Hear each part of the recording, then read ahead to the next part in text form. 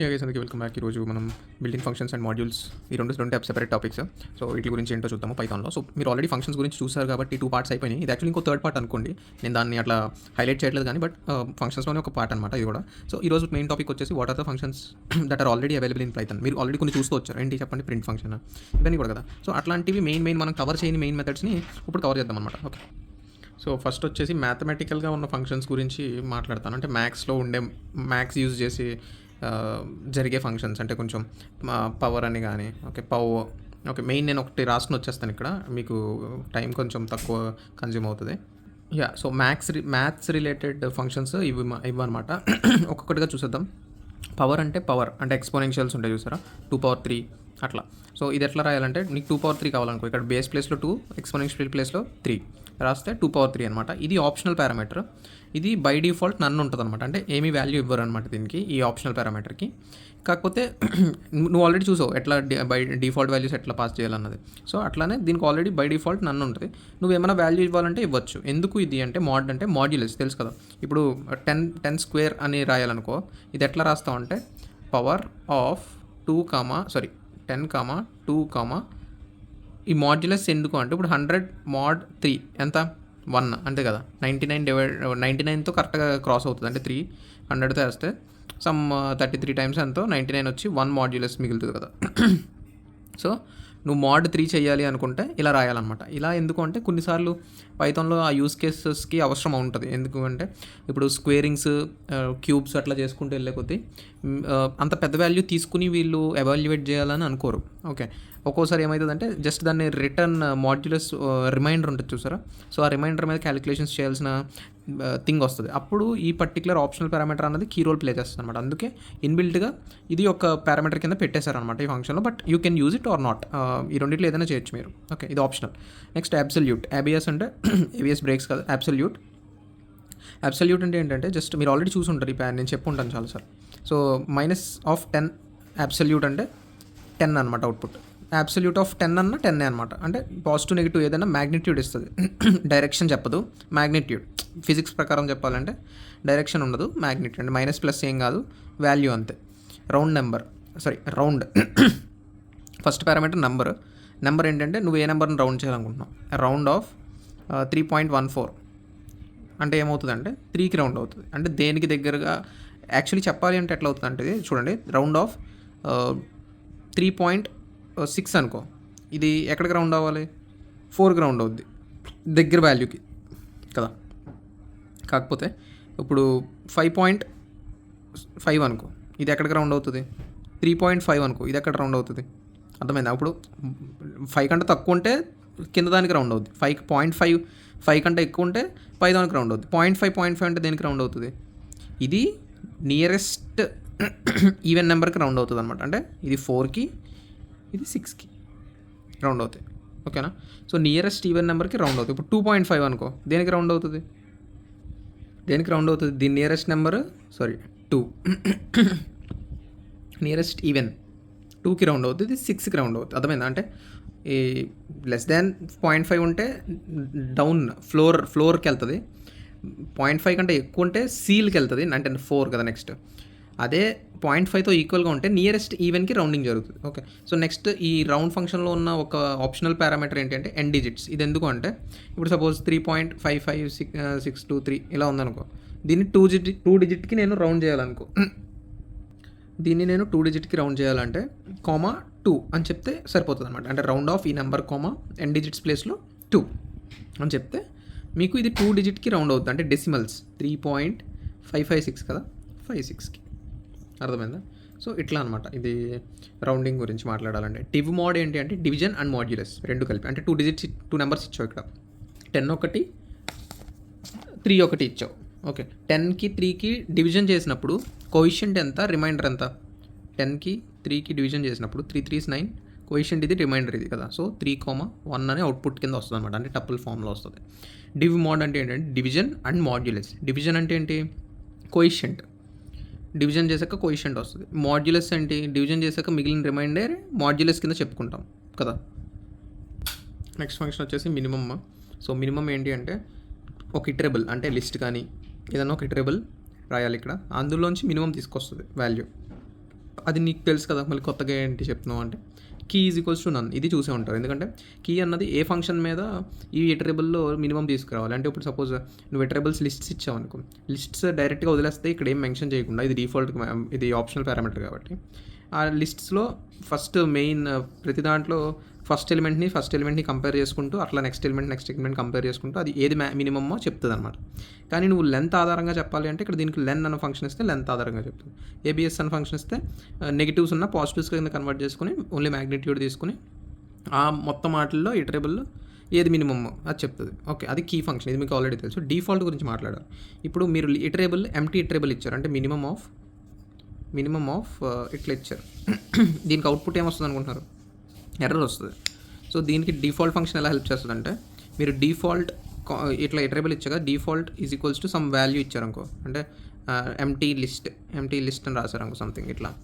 So error throw చేయకుండా ఈ default value return అవుతుంది అనమాట. సేమ్ మ్యాక్స్ కూడా అంతే, మినిమం బదులు మ్యాక్సిమం కోసం ఇట్లా చేయాలి. ఈ సమ్ ఏంటి అంటే ఇటరబుల్ ఇస్తారు, అందులో ఉన్న వాల్యూస్ అన్నీ సమ్ అవుతాయి. 10, 20, 30 అట్లా మీరు ఒక లిస్ట్ ఇచ్చారనుకోండి, ఆ లిస్ట్లో ఉన్న వాల్యూస్ అన్ని సమ్ అవుతాయి. కానీ సమ్మేషన్ ఎక్కడి నుంచి స్టార్ట్ అవ్వాలి? యాక్చువల్లీ ఎవరైనా కూడుతున్నారంటే 0 నుంచి కూడికి స్టార్ట్ చేస్తారు. 0 ప్లస్ ఫస్ట్ లెటర్ 10 వస్తే 0 ప్లస్ 10 10, తర్వాత 10 ప్లస్ నెక్స్ట్ లెటర్ 50 అనుకో, 50 60 అవుతుంది టోటల్. అట్లా టోటల్ సమ్ రిటర్న్ చేస్తుంది. కానీ నువ్వు డిఫాల్ట్గా ఇది 0 అని ఒక పారామీటర్ ఉంది, స్టార్ట్ అన్న పారామీటర్. ఇది ఆప్షనల్ పారామీటర్. నువ్వు సపోజ్ స్టార్టింగ్ కౌంటింగ్ 0 నుంచి స్టార్ట్ చేయొద్దు, ఇంకొక సమ్ ఎక్స్ వాల్యూ నుంచి స్టార్ట్ చేయాలంటే 100 నుంచి నేను కౌంటింగ్ స్టార్ట్ చేయాలి. ఇప్పుడు లైగర్లో చెప్పారు చూసారా, నేను 200 నుంచే స్టార్ట్ చేస్తాను అన్నట్టు కదా. సో అట్లా నేను 200 నుంచి స్టార్ట్ చేస్తా అంటే 200 అని ఇట్లా పెట్టుకుంటే ఇటరబుల్లో ఉన్న వాల్యూస్ని 200కి యాడ్ చేస్తూ ఉంటుంది అనమాట స్టార్టింగ్ నుంచి. ఎవాల్యుయేట్ అన్న ఫంక్షన్ ఏం చేస్తుంది అంటే, ఇప్పుడు ఒక ఎక్స్ప్రెషన్ అంటే ఏముంది మీకు, ఇట్లా స్ట్రింగ్లో ఉందనుకో, సపోజ్ ఒక ఎక్స్ప్రెషన్ 30 మైనస్ 10 డివైడెడ్ బై 50 ఇట్లా ఉందనుకో. సో ఇది స్ట్రింగ్. ఈ ఎక్స్ప్రెషన్ని దీనికి ఇస్తే రిజల్ట్ని ఎవాల్యుయేట్ చేసి మీకు రిటర్న్ చేస్తుంది అనమాట. మొత్తం టోటల్ మామూలుగా బాడ్ మాస్ కానీ, లేకపోతే నువ్వు ఎట్లయినా బ్రాకెట్స్ ఇచ్చుకుని, నువ్వు బ్రాకెట్స్ చేయకపోయినా దానికి ఉన్న ప్రెసిడెన్స్ మాట్లాడుకున్నాం. మీరు ప్రెసిడెన్స్ అంటే ఏంటో తెలియకపోతే, ప్రెసిడెన్స్ గురించి ఆల్రెడీ నేను ఒక టాపిక్ చేశాను. సో ఆ ప్రెసిడెన్స్ ప్రకారం ఎవాల్యుయేషన్ జరిగి మీకు రిజల్ట్ అన్నది అవుట్పుట్ కింద ఇస్తుంది. సో ఇవి అయితే maths related built-in functions. Next వచ్చేసి మనం ఆబ్జెక్ట్ రిలేటెడ్ ఫంక్షన్స్ కొన్ని ఉన్నాయి, అవి చూద్దాం. సో ఇదనమాట నెక్స్ట్ టాపిక్. అన్నిటి గురించి మాట్లాడదాం, కానీ ఇవన్నీ కామన్గా దేని గ్రూపింగ్ కిందకి వస్తాయంటే ఆబ్జెక్ట్ అన్న గ్రూపింగ్ కింద వస్తుంది. ఇందాక మ్యాథ్స్ అన్న గ్రూపింగ్ కిందకి వచ్చినాయి కదా. సో అట్లా టైప్, ఇది మీరు ఆల్రెడీ కొన్ని చూసారు, ఏంటి టైప్ చూసారు, ఐడి చూసారు, డెర్ చూసారు కదా, మిగతాని కొత్త మీకు. సో టైప్ ఏంటి అంటే, ఇప్పుడు టైప్ ఆఫ్ ఒక పర్టికులర్ ఆబ్జెక్ట్ చెప్పాం అనుకో. ఇప్పుడు ఆబ్జెక్ట్ అంటే ఏంటి, ఏదో ఒక ఆబ్జెక్ట్ A = 5, దీని టైప్ తెలుసుకోవాలంటే టైప్ ఆఫ్ A అని రాసాం అనుకో, ఏమొస్తుంది, ఇంటీజర్ అని వస్తుంది. ఇంటీజర్ క్లాస్కి రిలేటెడ్ ఆబ్జెక్ట్ ఇది. అంటే this object is of what typed class, A clause type అని అట్లా. నెక్స్ట్ వచ్చేసి ఈజ్ ఇన్స్టెన్స్. ఇదేంటంటే ఆబ్జెక్ట్. ఇప్పుడు నువ్వు ఆబ్జెక్ట్ అంటే ఏమి ఇవ్వచ్చు, ఏదో ఒకటి ఇవ్వచ్చు. ఇప్పుడు సపోజ్ ఆబ్జెక్ట్ అంటే ఆబ్జెక్ట్స్ తీసుకోకర్లేదు, A = 5 అట్లా ఏం తీసుకోకర్లే. ఇప్పుడు మాడ్యూల్ ఉందనుకో, మాడ్యూల్ అంటే ఇప్పుడు మనకి మ్యాథ్ మాడ్యూల్ ఉంటుంది కదా. మ్యాథ్ మాడ్యూల్లో ఏమేమి ఫంక్షన్స్ ఉంటాయి, మనకి పై ఉంటుంది కదా, అట్లానే మనకి మెయిన్, మీడియన్ ఇవన్నీ ఉంటాయి కదా, స్టాటిస్టిక్స్ మాడ్యూల్ అట్లాంటివి ఉంటాయి కదా. సో ఆ రిలేటెడ్ మాడ్యూల్ని మనం క్లాస్ కింద తీసుకోవచ్చు, అండ్ మన ఆబ్జెక్ట్ కింద తీసుకోవచ్చు. ఈ పై వాటిని మనం అట్రిబ్యూట్స్ కింద తీసుకోవచ్చు. ఓకే, సో ఇప్పుడు అంత కన్ఫ్యూజన్గా ఉంటే పోనీ ఇట్లా పైన ఒకసారి చూడండి. So is instance of object class అంటే ఇప్పుడు 5 ఉంది, A ఉంది. సో A అన్నది మనకి ఈ క్లాస్లోనిదేనా అంటే, ఏ క్లాస్లోది, ఇంటీజర్ క్లాస్లోనిదేనా అని ఇట్లా రాస్తే, A అన్నది ఇంటీజర్ క్లాస్లోదే కదా, మరి A అన్నది 5 కాబట్టి, 5 అన్నది ఇంటీజర్ కాబట్టి సో ట్రూ వస్తుంది. లేదు నువ్వు మల్టిపుల్ క్లాసెస్లోదా లేదా అని చెక్ చేయాలంటే జస్ట్ ఇట్లా ఇంట్ కామా స్ట్రింగ్ కామా అని ఇట్లా టప్పుల కింద పెట్టుకుంటే, సో A అన్నది అన్నిటిలో ఏదో ఒక క్లాస్ టైప్ అయినా ట్రూ రిటర్న్ చేస్తుంది. Okay, so has attribute. So ఇదేంటి అంటే ఈ ఆబ్జెక్ట్ అంటే ఇందాక ఏం చెప్పాను, మ్యాథ్ అలాంటి మాడ్యూల్ నేమ్ కూడా పెట్టుకోవచ్చు అని చెప్పాను కదా. సో మ్యాథ్ మాడ్యూల్లో పై అన్న అట్రిబ్యూట్ ఉందా లేదా, అంటే పై అన్న ఫంక్షన్ ఉందా లేదా అని చెక్ చేయడానికి హ్యాజ్ అట్రిబ్యూట్ ఆఫ్. లేదు నీకు ఈ విధంగా చెప్పనా, మాడ్యూల్స్ విధంగా కాకుండా మన ఆబ్జెక్ట్ క్లాస్ టైప్లో చెప్పనా. సో ఆబ్జెక్ట్ ఏంటి అంటే మన స్ట్రింగ్ అన్న దాంట్లో మనకి లెన్ అన్న అట్రిబ్యూట్ ఉందా లేదా ఉంటుంది కదా, లెంత్ అన్న అట్రిబ్యూట్ ఉంటుంది కదా. సో ట్రూ రిటర్న్ చేస్తుంది అనమాట. సో అట్లానే ఆబ్జెక్ట్ గెట్ అట్రిబ్యూట్ ఏంటి అంటే ఆ అట్రిబ్యూట్ అప్లై అయిపోయి రిటర్న్ చేస్తుంది వాల్యూని. అంటే ఇప్పుడు ఎట్లా అంటే ఆబ్జెక్ట్ ప్లేస్లో ఏం పెట్టాలంటే మ్యాథ్ పెట్టామనుకుందాం, యాట్రిబ్యూట్ ప్లేస్లో పై పెట్టామనుకుందాం. గెట్ యాట్రిబ్యూట్ అని కొడితే వాల్యూ ఏంటి 3.14 కదా పైది. సో అవుట్పుట్ ఇట్లా వస్తుంది. దీన్ని రన్ చేసే ముందు ఇంపోర్ట్ మ్యాథ్ మాడ్యూల్ చేయాలన్నమాట, లేకపోతే మ్యాథ్ అన్నది ఏంటో దానికి తెలియదు. నెక్స్ట్ ఐడి అంటే అది పర్టికులర్ లొకేషన్లో మన మెమరీలో బ్యాకెండ్లో ఏ లొకేషన్, ఆ అడ్రస్ గురించి మాట్లాడుతున్నప్పుడు నేను చెప్పాను ఐడీస్ అని గురించి.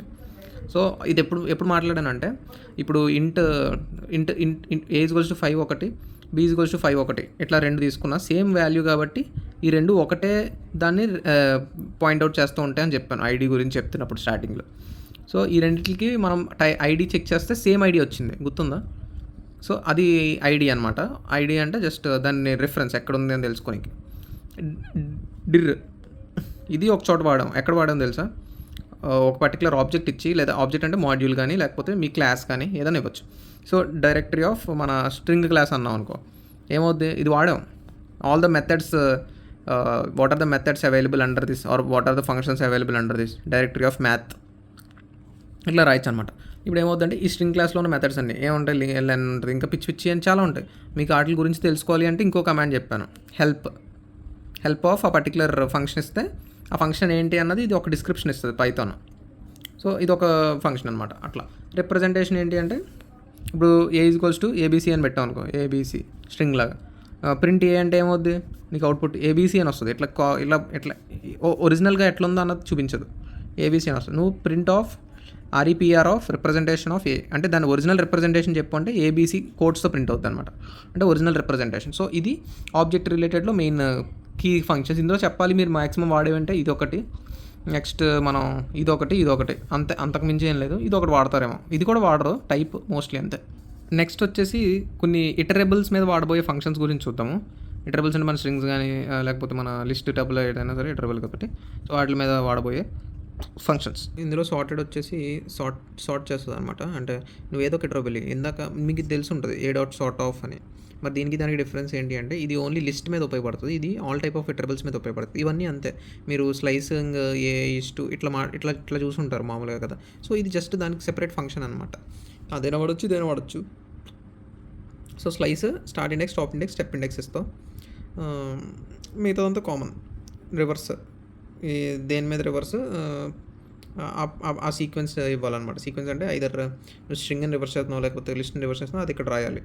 ఓకే, సో ఇక్కడ కీ రివర్స్ అన్నది మీకు ఆల్రెడీ నేను స్టార్ట్ ఫంక్షన్ చెప్పినప్పుడు చెప్పాను. సో సేమ్ అనమాట. పైన కీ గురించి నేను చాలాసార్లు మాట్లాడాను వేరే ఫంక్షన్స్లో కూడా, సేమ్ ఇదే అప్లై అవుతుంది ఇక్కడ కూడా.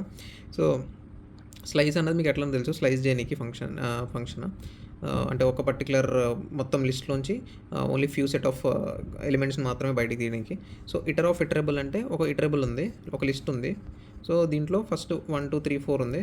సో ఈ లిస్ట్ పేరు L అనుకో. సో ITR ఆఫ్ L అని రాసాం అంటే దీన్ని ఒక వేరియబుల్కి అసైన్ చేయాలన్నమాట. ఓకేనా. సో IT అన్న వేరియబుల్కి అసైన్ చేశానంటే, సో ఈ నెక్స్ట్ ఫంక్షన్ ఏం చేస్తుంది అంటే ఈ పాయింటర్ని ఇండెక్స్ని ఒక్కొక్క దానికి మూవ్ చేస్తుంది అనమాట. ఇప్పుడు నేను first iterable IT = eater of ఈ పర్టికులర్ L అన్న లిస్ట్ ఇచ్చాను అనుకోండి. సో ఈ లిస్ట్ మీద ఈ IT ఇటరబుల్ అన్నది స్టార్ట్ అయినట్టు.